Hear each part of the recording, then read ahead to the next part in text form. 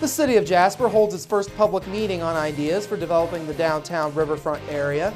Indiana conservation officers give an update on the recent Patoka drownings, and Inform with Du Bois County Purdue Extension educator Jan Dugan. Those stories and much more are up next here on 18 WJTS News.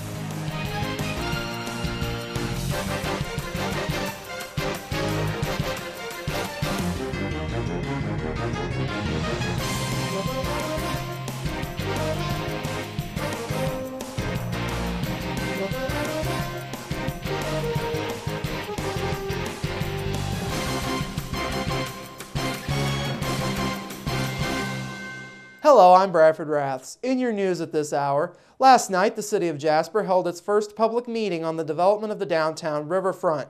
David Gamble of Boston-based Gamble & Associates and Barry Alberts of Louisville-based City Visions presented some of their findings so far in the plan development process, including assets and liabilities.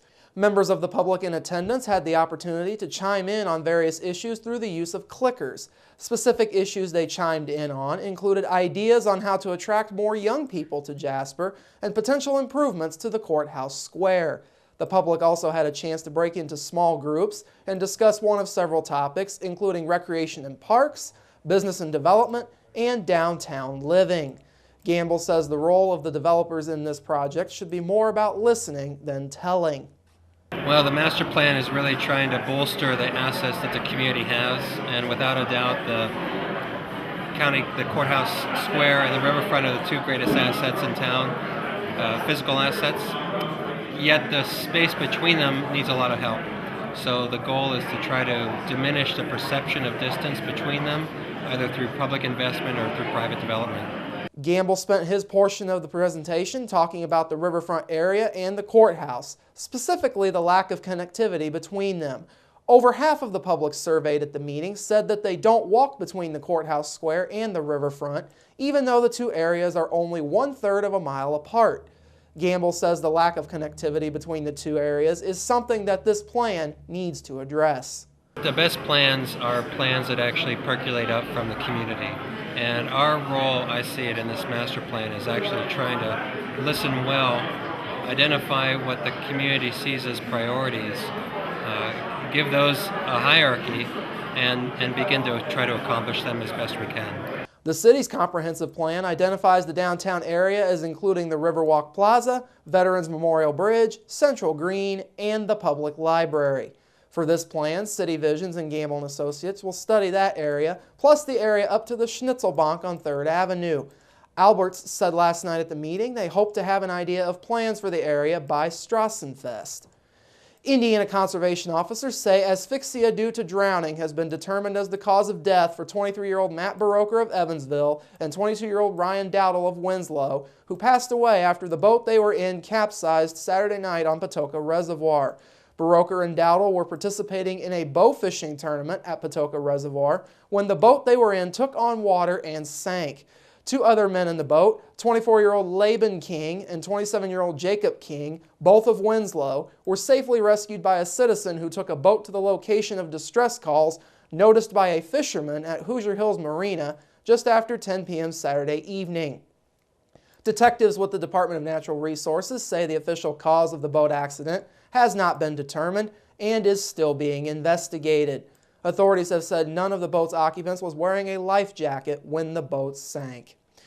Jasper police are seeking the public's help in identifying a pair of men who burglarized a home on Dewey Street in Jasper yesterday during the noon hour. Police say a neighbor witnessed two men believed to be in their late teens or early 20s park a green, older model four-door car, possibly a Toyota Camry, in the alley behind the home of Jason Shanetsky, located along the 1400 block of Dewey Street. Police say the two men entered through the rear of the residence and removed a 40-inch flat-screen TV, electronic equipment, several PlayStation video games, and an undetermined amount of change. Police advise that burglary and residential entry is a felony offense and are requesting that anyone with information in regards to the crime should contact them at 482-2255 or the anonymous tip line at 481-COPS. Jasper police are also looking for a yellow 2007 Jeep Wrangler with a black top that was stolen from a residence in the 400 block of Herbig Lane between 8 p.m. last night and 5 a.m. this morning. The Jeep has a vanity license plate that says Greg and Crystal, and the license plate number is 1278633. Anyone with information is asked to contact Jasper Police. A Velpen woman was uninjured last night after the truck she was driving caught on fire while she was driving. The Huntingburg Volunteer Fire Department says Sherry Brinkley was traveling westbound on State Road 64 near Holland Junction when the 1996 Dodge Ram, owned by her friend Glenn Austin of Velpen, became fully engulfed in flames just before 7:30 last night. Brinkley pulled the truck off of the road and a passerby called 911. The truck was a total loss. Officials say the fire was believed to have been caused by a mechanical failure. The DuBois County Sheriff's Department assisted at the scene. Coming up after the break, your local forecast plus sports with Kurt Guxell and Inform featuring DuBois County Purdue Extension educator Jan Dugan.